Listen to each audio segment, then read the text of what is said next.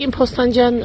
ավարտվեց Վարդան Ղուկասյանի կալանքի խափանու միջոցառումների վերաբերյալ միջնորդչությունը կասեք ինչ որոշեց դատարանը, եթե որոշում կա։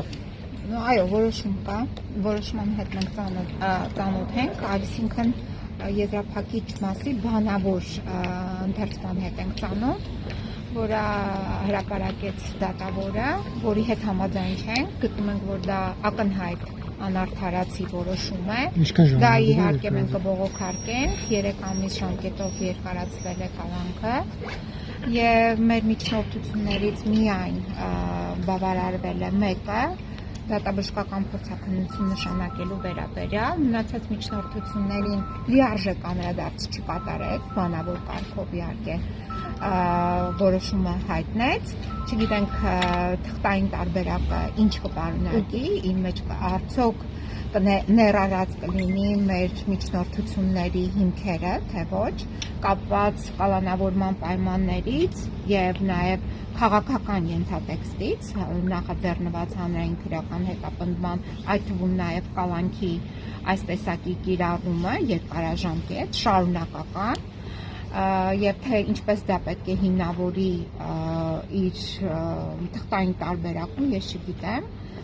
այսքանը, եթե հարցեր կան, Տիկին Փոստանջյան, փաստորեն դատարանը անտեսեց պատգամավորների դերասանի երաշխավորությունը։ Իհարկե, այսինքն սա խոսում է դատարանի ակնհայտ նաև այսպես ասենք իշխանությունների մեղադրանքը, իշխանությունների դեմս դատախազության ներկայացված և նաև այդ մեղադրանքի հիման վրա կալանք կիրառելու ցանկությունը, այսինքն դա դրսևորեց, հակառակ կողմի դիտարկումները և նաև հիմնավորումները հաշվի չառնվեցին դատարանի կողմից։ Դատարանի կողմից հաշվի չառնվեց այն կարևոր հանգամանքը, թե ով է պարոն Վարդան Ղուկասյանը, այսինքն ոչ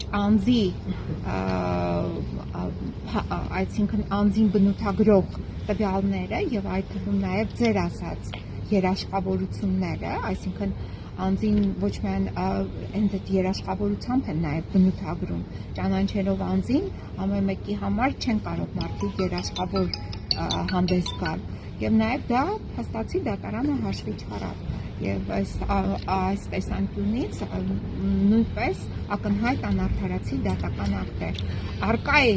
այլընտրանքային խափանման միջոցների հնարավորության կիրառում, մինչդեռ դատարանը բավարարեց շարունակական կալանքը։ Սա նշանակում է, որ դատարանը այն